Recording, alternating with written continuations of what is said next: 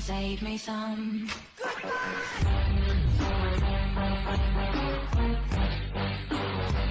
Hello, my friends. How you doing today? I am doing well, and I'm back with another episode of what the hell did I get now? Yes, listen.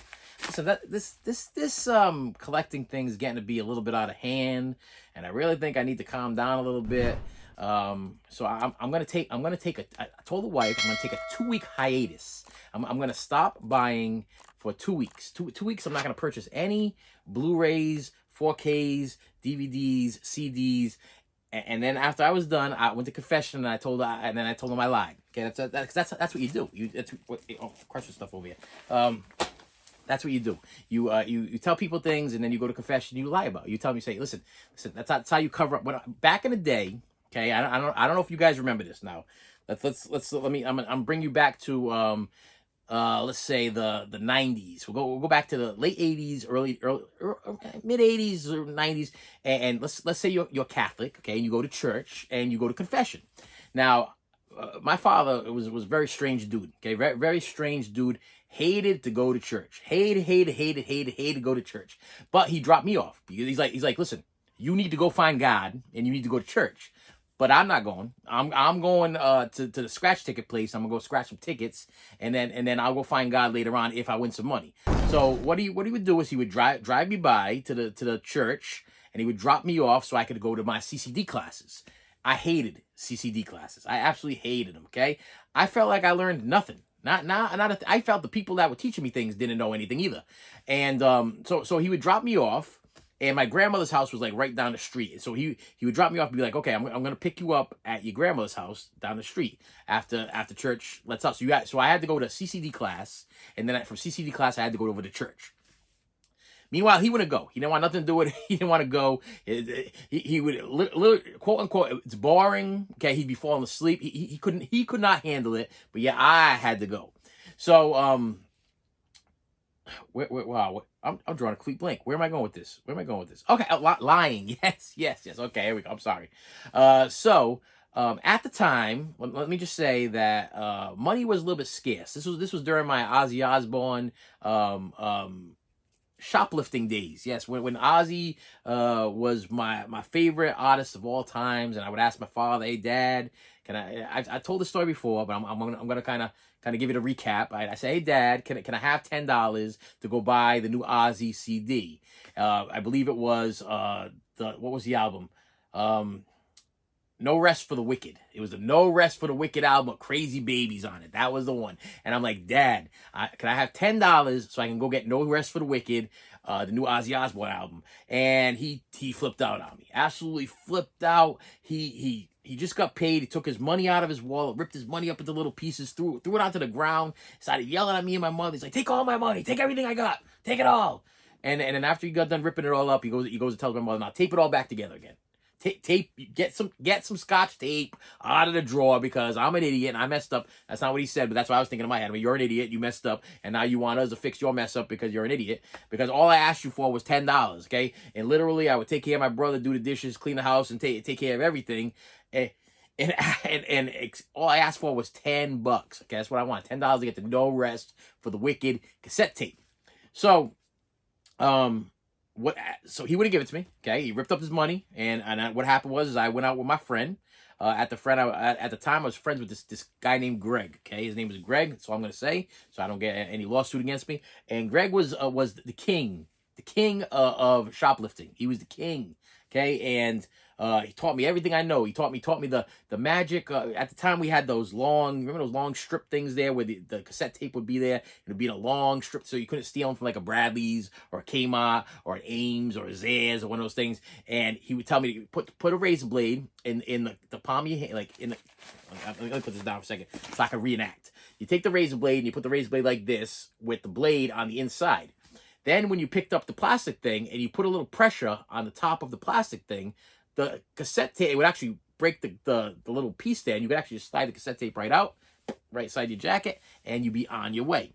Now, this bothered me because number one, I didn't want to steal, but I felt like that was my only way to get what I needed to obtain at that time because Dad was a gambler. Dad never had no money because Dad was gambling his money away, and did not appreciate anything that I did at all. He didn't care what. He didn't care that I cleaned the house. He didn't care that I cooked supper. He didn't care that I took care of my brother. He didn't care about any of that stuff. All he cared about was scratching his tickets and going to highlight and go to the slot machines and all stuff like that. That's all he cared about. He didn't care about nothing else but that. So I stole, and I was forced to go to confession. But I came up with this plan. And this was something that I kind of lived by, and it was a messed up plan. It's probably the reason why I struggle so much now, because it's not good. It wasn't a good thing. But what I would do, because if you went to confession and you told the priest that you stole something, what he would say was, I want you to bring it back to the store, and I want you to ask for forgiveness.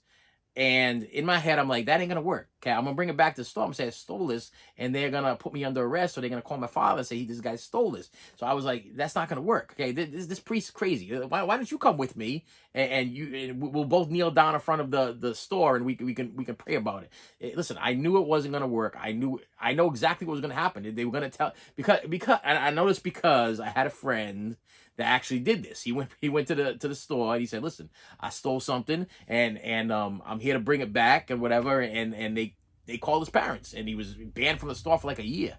So I was like, no, this ain't gonna work. I'm not gonna, so I'm gonna come up with something better.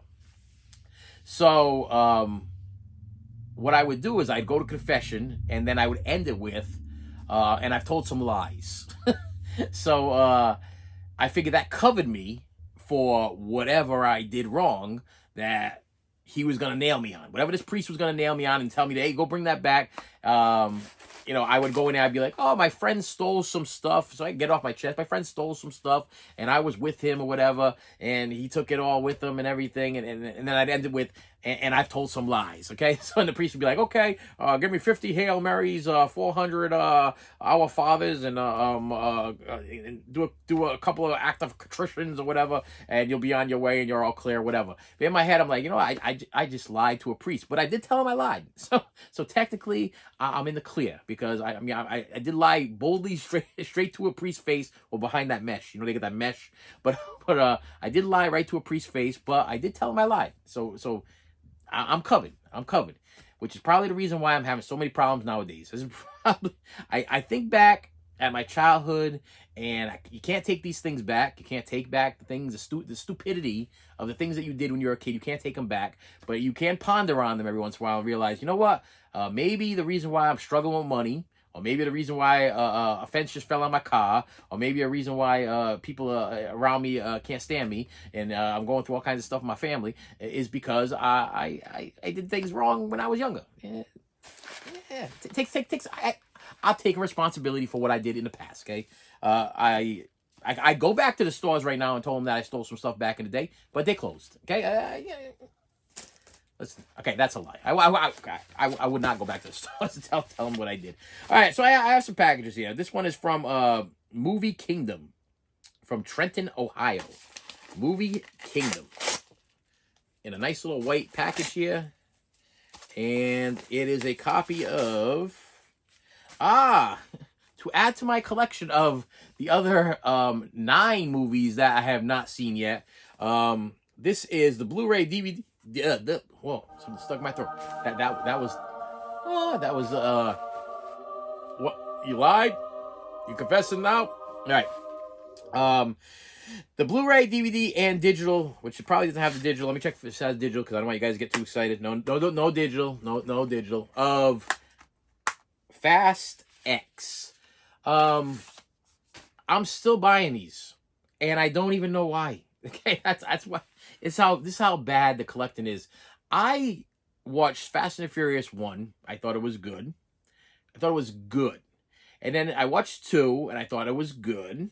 Okay, and then everything after that, I think from Tokyo Drift on, was like, what the heck am I? I mean, the first one was about car racing and undercover cop, and it made sense and everything. And then we went into like this whole fantasy world of it turned into like a action-packed Jean-Claude Van Damme, Arnold Schwarzenegger fiasco. I don't even. It's like unrealistic at this point. I'm pretty sure they launch a car from outer space in this one. I'm not even sure. But I have the Fast and the Furious box set, which has like 1 through 8, and then I bought 9 separately, and then I was like, I got to complete the collection. So if there's an 11, 12, 13, 14, 15, I'm going to keep buying them, but I'm probably never going to watch them because I just don't get it. I'm this one looks like, is that what's his face? Is that John Cena?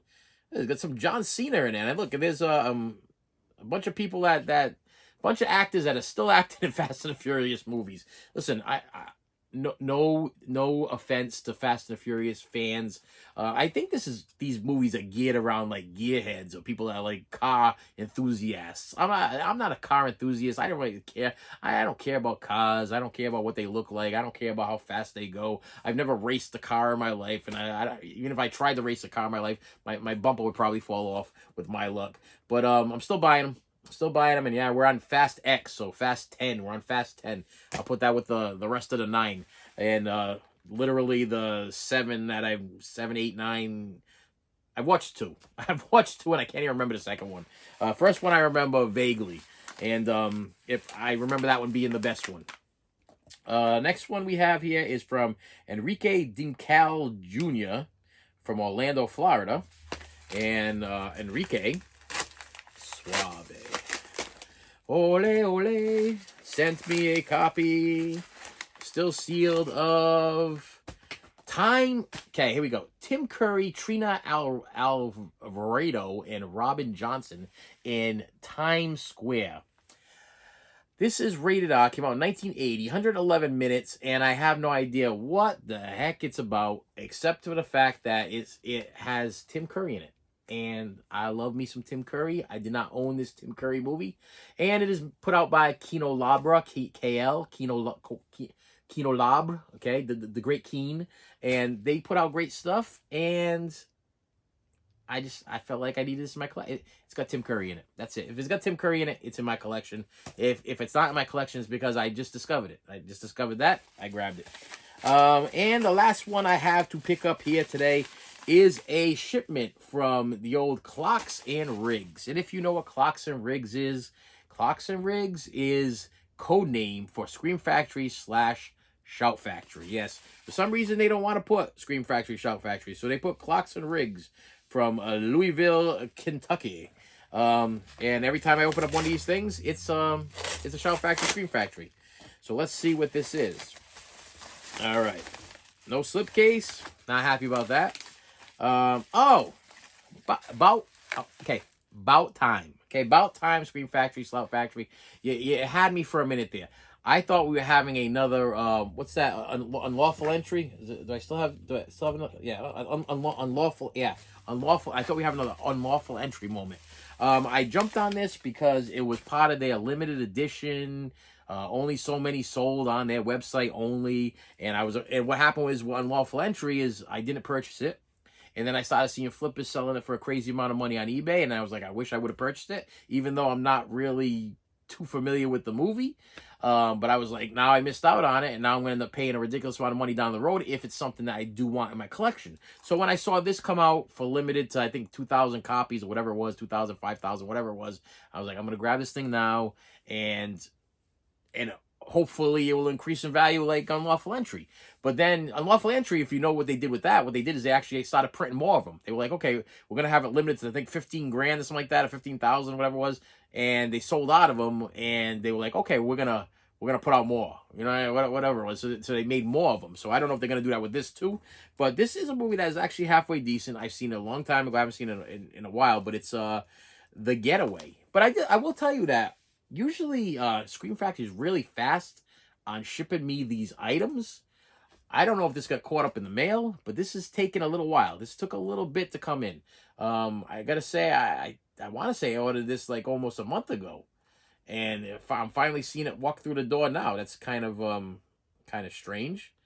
Rated is this the it's the unrated version? So that's a topper. I do have this on DVD. This is an upgrade.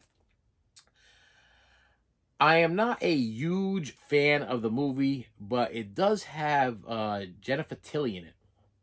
And that's all I can say about that. It's got Jennifer Tilly in it, and I bought it, yeah, and it's part of the collection now. And with that said, my friends, yeah, a short little video for you today.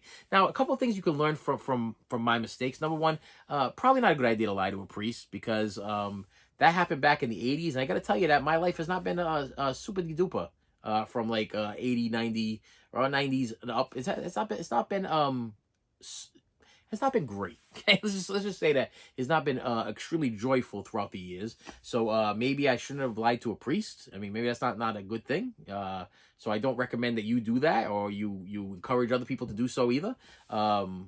If you don't believe in that kind of stuff, then you do you.